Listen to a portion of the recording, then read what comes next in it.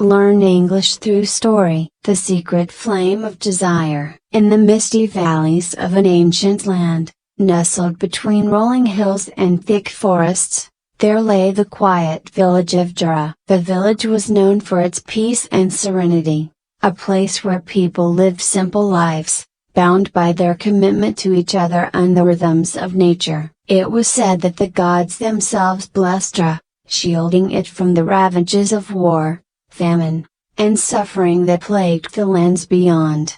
In this village, there was a modest inn, where travelers from distant lands would stop for food, drink, and rest before continuing their journeys. The innkeeper, Leith, was a man of few words but known for his warm smile and generous spirit. The village looked up to him as a symbol of calm and quiet strength. He had a way of making everyone who entered his establishment feel like they had come home. Yet, beneath Leith's calm demeanor lay a secret flame, one that had burned for years, almost without him knowing it. This was the flame of desire, a hidden yearning for something beyond the simplicity of his life, something greater, more passionate, more exhilarating. The source of this flame was a woman, Leah, the village's healer. Leah was as mysterious as she was beautiful, her presence stirring a strange kind of energy in those who encountered her. Her long,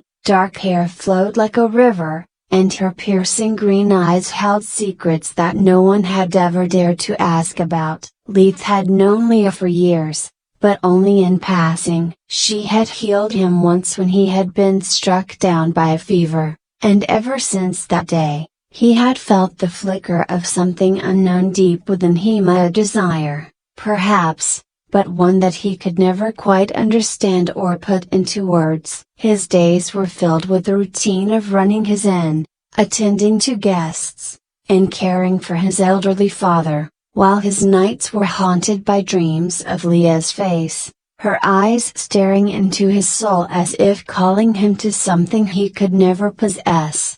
The flame of his secret desire continued to grow in silence, buried beneath layers of duty and restraint. But the gods, as they often do, had a way of bringing hidden things to light. One autumn evening, as the villagers prepared for the harvest festival, an unexpected traveler arrived at Leith's inn. This was no ordinary traveler. He was dressed in fine robes, his hands adorned with rings of gold and gemstones, and his eyes carried a sense of wisdom and mischief. His name was Alaric, and he claimed to be a merchant, but there was something about him that suggested he was more than just a man who dealt in wares.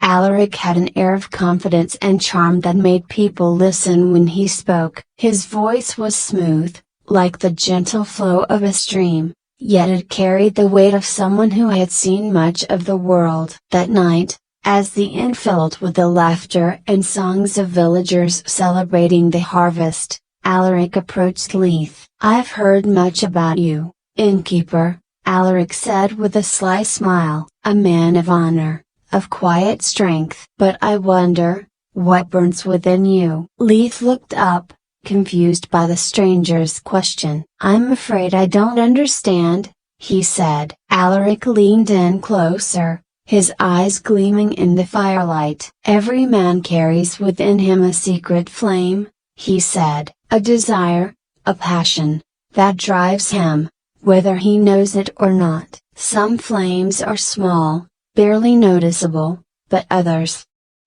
grow with time until they consume everything. I see such a flame in you." Leith felt his heart quicken. How could this stranger know about the yearning that had haunted him for so long? He had told no one, not even himself fully, about the depth of his feelings for Leah. Yet here was a man, a stranger, speaking of it as though it were written on his face. "I see I've touched upon something," Alaric continued. "Perhaps you've been denying yourself, perhaps you've been hiding from the truth of what you truly desire. But let me offer you this, innkeeper, there is no shame in longing for more than this simple life. The flame that burns within you is a gift, not a curse." Leith was silent, unsure of how to respond. The room around him seemed to blur as Alaric's words echoed in his mind. Was he right? Had he been denying himself all these years,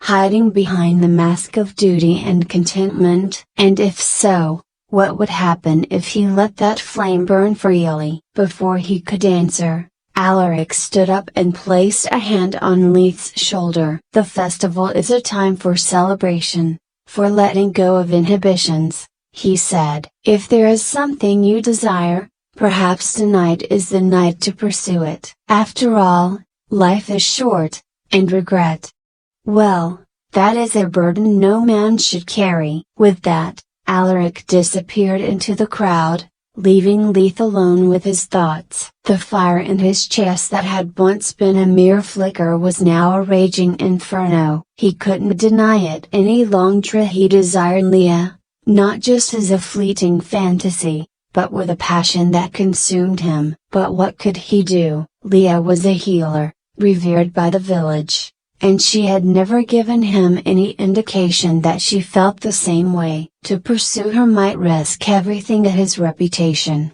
his standing in the village, even his peace of mind. The night wore on, and the inn grew louder with the sounds of celebration. Leith's mind was a storm of conflicting emotions, but one thought kept returning: Alaric's words. Was it true that he had been denying himself? That his secret desire was a gift, not a curse? As the festivities began to wind down, Leith made a decision. He would speak to Leah. He would lay his heart bare, not with the expectation of winning her love, but simply to release the burden of his hidden desire. He could no longer live with the flame consuming him in silence. Leith left the inn and made his way through the village streets, now quiet under the light of the full moon. His heart raced as he approached Leah's small cottage, tucked away at the edge of the village near the forest. The light from a single candle flickered in the window. He paused for a moment, wondering if he was making a mistake, but the flame inside him pushed him forward. He knocked on the door, and after a moment, it opened. Leah stood there, her green eyes glimmering in the dim light. She looked surprised to see him but not displeased. "Leith," she said softly. "What brings you here at this hour?" Leith swallowed hard, the words he had rehearsed suddenly feeling heavy on his tongue. But there was no turning back now. I need to speak with you," he said, his voice trembling slightly. "There is something I've carried for a long time, and I can't carry it any longer." Leah stepped aside, allowing him to enter. The small cottage was warm, filled with the scent of herbs and flowers. Leith stood awkwardly in the center of the room, unsure of how to begin. Leah watched him, her expression calm but curious. "Leah," he began, "for years, I have admired you, not just for your healing abilities or your kindness, but for who you are. There is something about you that stirs something deep within me, something I don't fully understand. I've tried to ignore it, to bury it, but I can't anymore." He paused, struggling to find the right words. "I know this may sound strange, but I've come to realize that I desire you, not just in a physical way, but in a way that I can't explain. You are like a flame that has been burning in my heart for years, and I needed to tell you. I don't expect anything from you, but I couldn't keep this inside any longer." Leah was silent for a long moment, her eyes unreadable. Leith felt his heart pounding in his chest, his breath shallow. Had he made a terrible mistake? Had he ruined whatever quiet respect had existed between them? Finally, Leah spoke. "Leith," she said softly, "you're a good man, a kind man, but desire is a dangerous thing. It can consume you if you're not careful." Leith nodded, feeling a sense of shame rising within him. He had feared this reaction, that she would see him as just another man driven by lust. "But," Leah continued, There is something you need to understand. Desire is not something to be feared, but it must be understood. What you feel for me. It is not wrong, but it is not the whole truth of what you seek. Leith looked at her, confused. What do you mean? Leah stepped closer, her green eyes locking with his. The flame you speak of is real, but it is not about me. It is about something within you that is unfulfilled. You see me as a symbol of what you desire, but the truth is, what you seek is not me. It is something deeper, something only you can find within yourself.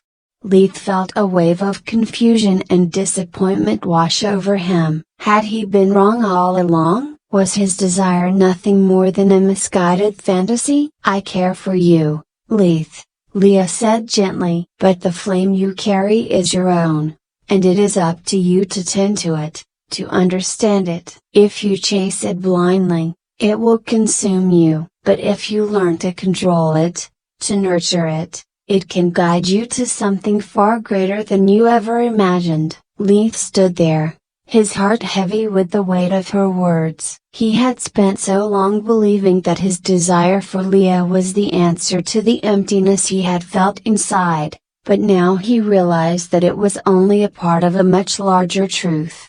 Thank you, he whispered, his voice thick with emotion. Thank you for helping me see. Leah smiled softly and placed a hand on his shoulder. The path you seek is not an easy one, but it is worth walking. Remember, Leith, the flame of desire is not your enemy. It is a guide, but only if you learn to walk with it, not be led by it. As Leith left Leah's cottage that night, the air felt different. The fire inside him still burned, but now it was tempered by a new understanding. Desire, he realized, was not about possession or fulfillment from others. It was about discovering the truth of oneself, about finding the balance between passion and purpose. The village of Dre remained peaceful, its rhythms unchanged. But Leith's life had shifted in a profound way. He returned to his inn, not with the burden of secret desire, but with the knowledge that the flame within him was his to understand, to nurture, and to guide him toward a life of deeper meaning. And in time, he would learn that the greatest desire was not to possess, but to become fully who he was meant to be. In the end, the secret flame of desire had not consumed him, it had illuminated his path. I hope you enjoyed the story. If you enjoyed, then please like and share this video, and don't forget to subscribe our YouTube channel. Thank you for watching.